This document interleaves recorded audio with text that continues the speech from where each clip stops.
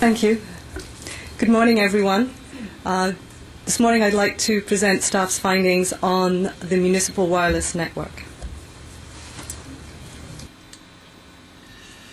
I'd like to first of all start with Council's original directive in February of 2006. Give a bit of a thumbnail sketch of Wi-Fi because it is a complex technology and business issue. Talk a little bit about what other cities are doing and then whether Vancouver is the same or if we're different. Look at the options that were outlined in the report and then explain our recommendation and the rationale for that. So back in February 2006, Council noted that a number of cities were investing in wireless municipal infrastructure and that low-cost wireless internet could serve both business and community goals, and also looking at the fact that various cities had adopted a number of models involving public and private partners. And so they asked staff to report back on the desirability and options of pursuing a free or low-cost wireless municipal system in selected areas of the city in a way that would not add costs to the city taxpayers. And there were a number of goals that they asked us to look at. One was to promote business, to build community, to bridge the digital divide, to reduce communication costs for the city's own internal operations, to improve the delivery of emergency and other municipal services, and to also look at the health studies around implementing a wireless network. So what is municipal Wi-Fi? Well, first of all, I think sometimes people think Wi-Fi and wireless are synonymous, and they're not. There's a number of ways to deliver wireless connectivity and a number of competing technology. One is cellular digital, which we all use, and the city is currently using cellular to deliver some wireless applications. There's Wi-Fi, which is what we're talking about today, and WiMAX. Wi-Fi is fast, but it's still slower than people are probably used to at home using broadband or on a city network. It's inexpensive because it works in the unlicensed spectrum as opposed to cellular, which works in the licensed spectrum. Right now we already have Wi-Fi in Vancouver. There are about 300 Wi-Fi hotspots, and those are what you'll find in cafes and hotels.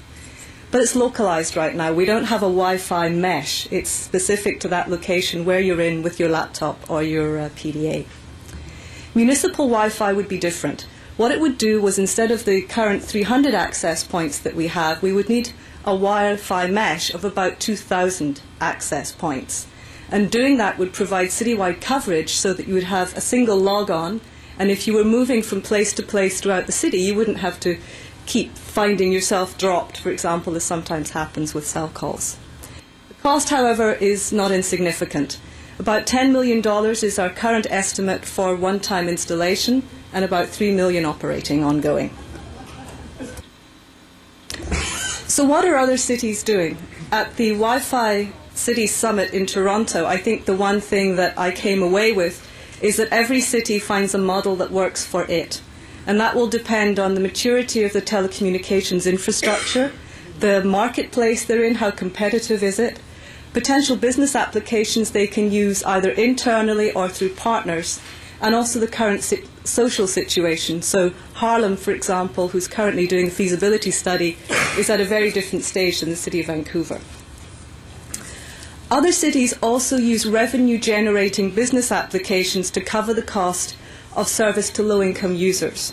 So it's not free as such. They have to find other services which will be able to subsidize the service they provide to low-income users. And although there are a lot of cities, probably about 300 or more, looking at Wi-Fi right now, a fair number of them are still at the pilot and feasibility study stage. So there are not a lot of models which have been in operation for a long time where we can look at them and see the total cost of ownership over a number of years. So let's look at just a couple of Canadian cities.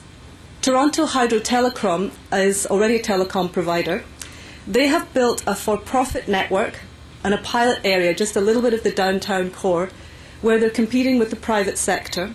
But they had a legislated driver to do this, and it was to provide automated meter reading for their hydro meters. Fredericton is kind of the other end of the spectrum. They were a wholesale telecom provider, but they found that they really couldn't attract the private sector into Fredericton because the marketplace wasn't really there. So they had to build their own. And they also had to become their own ISP because, again, people wouldn't come into Fredericton to provide that service. but they do provide wireless infrastructure, and they view it as the same as roads or lampposts. They see it as free infrastructure that should be delivered to all citizens. Ottawa, Telecom Ottawa was already a telecom provider, similar to the Toronto situation. They have wireless in the downtown core for a price. It's deployed on their power poles, but they also recognise that they need a policy for those light poles, similar to what staff is recommending for the City of Vancouver. In Calgary and Edmonton, they're both considering wireless, but not as a public infrastructure. In the US, many US cities are looking at this, as I said, and they're all at different stages of their deployment. Philadelphia, their project is overseen by Wireless Philadelphia. They've partnered with Earthlink to provide the service at no cost to the city. And they had really strong social inclusion policies. That was one of their key drivers for doing it, as well as economic development. They're building on city-owned light poles and buildings, and they're at the pilot stage. San Francisco, very similar to Philadelphia. They haven't started the build of their network yet. They've just finished their RFP process and award. New York is largely private.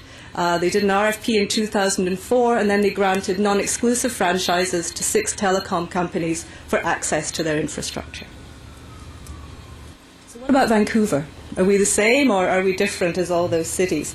With the caveat that every city has to find a model for itself, we are the same in that we want to attract business and tourism to Vancouver. We want to encourage economic development, and we also have, as per the Council mandate, a need to bridge the digital divide. How are we different? Well, we're relatively well served for internet access in the city. We're quite small and contained geographically. Some cities have to cope with large remote sites. We don't really have to do that. About 70% of households in Vancouver currently have access to the internet, and of those, about 65% have broadband access.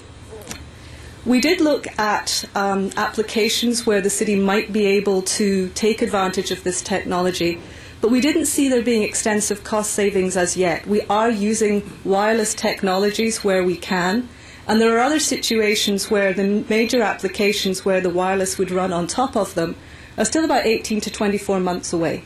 And examples of that are the engineering IMS system and also the Amanda and the new permits and licenses system. So we don't have a compelling business driver. And the city also has no history of competing in the telecom sector, unlike Ottawa or Toronto. So what about the city as an anchor tenant? In the public-private partnership model, a number of cities came forward and offered themselves as an anchor tenant. Again, because of our geographical area and our strategy to deploy fibre to our remote sites throughout the city, we expect to be done that work by 2008, which would mean that most staff areas would have access to a high-speed fibre network without using wireless. We've also had some feedback from our police and fire services that they would need assurances before they could use public Wi-Fi. Because it runs on the unlicensed spectrum, they're not comfortable at this stage that it would offer them the safety, speed and security that they would be looking for. We also looked at voice over wireless. This is the wireless equivalent of voice over IP, which Council approved and is now underway. We believe that the technology is too untested at this stage for us to be able to realise significant savings in cell phone costs. Probably for the next 3 to 4 years. The technology is still in its early stages yet. And voice over wireless is a very bandwidth-intensive application. We did, as I said, look at efficiency through mobile and wireless access for staff. But again, we think that's about 2 to 3 years away. And the city's ability to commit to savings for internal telecom costs would really be dependent on some guarantees around the kinds of service we could provide and the costs and the abilities of us to provide that. So we looked at 4 options in terms of business models. Do nothing is the first one. Leave it to the private sector to allow those hotspots to continue to proliferate till you more or less get a mesh. Public utility, where the city would build and own our own network, similar to Fredericton. Option 3 would be to pave the regulatory way, so basically to put in place a policy framework so that the public sector could come in and develop this, but they would do it in a more controlled fashion. And then a public-private partnership, where we would seek a partner to build and own and operate the network in partnership. We don't believe that doing nothing is an option. We believe that Wi-Fi is a technology that could really benefit the citizens of Vancouver. And also, we own the valuable core assets that we could make available to a Wi-Fi provider, light poles, traffic lights, and the buildings that we would put those access points onto. So it's not recommended. As a public utility, we also don't recommend this. It would give the city complete control of our Wi-Fi network. It would allow council to realise its social and economic goals because we would have that level of control. And if everything worked out, we could have a potential source of significant revenue for the future. However, in terms of council's original mandate, it would cost potentially $10 million with $3 million of operating costs. And we would need to feel very comfortable that we would be able to generate the revenue to pay that off. And staff at this stage hasn't been able to see how that business model would prove out for Vancouver. It would involve a high level of technology and business risk. Telecommunications is not a core competency of the city, and it would be in conflict with council's directive to staff.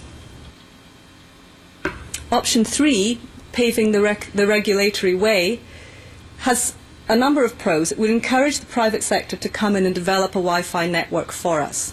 It would minimise our risk, and it would foster the high-tech environment that we're looking for to build economic development within Vancouver. It would also give us a level of control because we would put the policy in place to manage the aesthetic, health and safety needs of the city, and it would provide for a cost recovery of administrative costs. People would come in and buy a license to put an access point on a piece of our infrastructure. Cons, there is a small investment of about $60,000. It does little to foster council's social and community objectives. By just providing licenses, what we find is that the private sector would probably come in and they would want to come into the downtown core. They wouldn't go into other areas of the city. And it would also mean that we might have some issues around the use of the radio spectrum because we wouldn't have the same level of control as to how many people were using that spectrum. The public, that was our recommended option.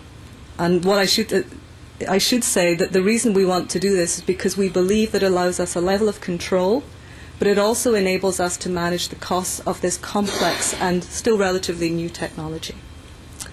The fourth option is probably the most widely pursued model across all of the city. But we do not recommend this option because we don't believe that the benefits over option 3 justify the additional cost and risk. And I'll go into that in a little more detail. In terms of the pros, it would still allow us to shoulder some of the risk in that the network cost, design and operation would be the partner's responsibility rather than ours.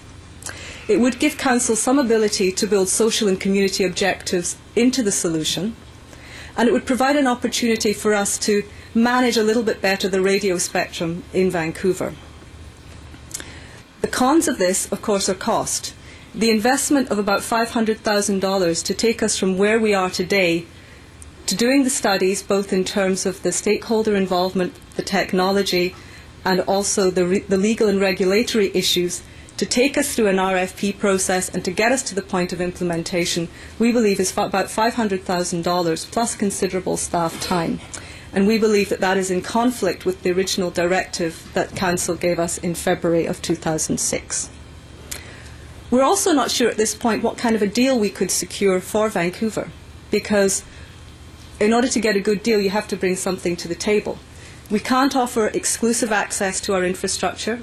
The regulator won't allow us to do that. We have to share access. We also have to provide a number of potential applications as an anchor tenant. And again, we don't believe we have those applications right now available to bring to the table to a partner.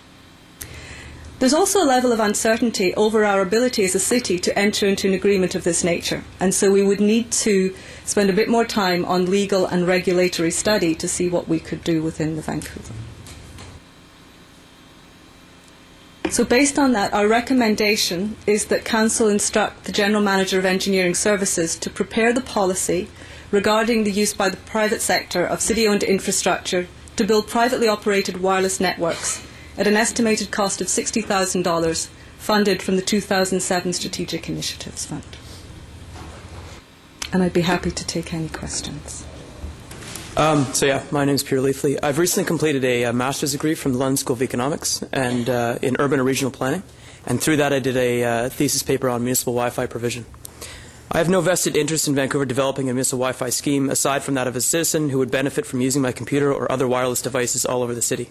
I hope to represent the public and the large segment of the city's population that believes citywide Wi-Fi is something the city government should focus on for social, economic, and environmental reasons. But simply amending the existing policy for building cellular towers seems short-sighted and will neglect what's needed to build the kind of city that younger generations will desire and adopt. As a citizen, I strongly recommend City Council move forward with option 4, public-private partnership. Thanks. Peter Vandergraat. I'm representing two organizations. First of all, WinBC, which is the Association of Wireless Technology Companies in the province. We have about north of 200 companies involved in every aspect of the wireless value chain. And secondly, I'm also CEO of Fatport, and Fatport is Canada's largest operator of public hotspots. So in my view, if the city is looking to have an effective service that supplies some social benefit, the last thing you want to do is a bylaw approach. You need a more coordinated approach, which is option number 4. Thank you. Good morning. I'm Linda Brown, president of New Media BC, and about a 17-year veteran of the digital media industry. I represent over 930 companies right here in BC, many located within about a 10-kilometer radius from where we're sitting today. And I think more importantly, we need to ensure access. The digital divide issue continues, and as we move more towards a digital media world, we need to ensure that there is ample availability for everyone to play in that space. And so my call to you today, and to be quite brief about this, is to support my colleagues and to reiterate our recommendation that you pursue option 4 in terms of the private-public partnership. Welcome. Good morning. My name is David Vogt, and I'm Executive Director of the Mobile Muse Network. It's good to be here today, and thank you for having this discussion. So, option 3, whereas it is a way we could go, will completely miss all the social and cultural potentials I'm talking about here, all the things that Vancouver could be. What we need to do is have an aggressive policy on option 4, as we spoke, and move forward in that agenda as quickly and as well as we can. Good morning, Council. I here as well to support the number 4 initiative. So I'm Carolyn Luco. I have an organization called the Wireless Industry Partnership, and I link up a lot of the different wireless organizations around the world. And I'm also the chair and founder of WinBC, the Wireless Innovation Network. There's a number of different options, but we really support not only a public-private option, but we really support a public-private nonprofit option.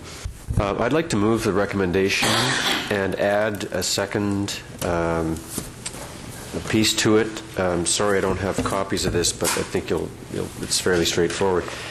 The Council instructs staff to move to a request for proposals to implement municipal Wi-Fi at least by 2010 through a public-private partnership as described in option 4, with the goal of recovering costs of up to $440,000 through the P3 agreement.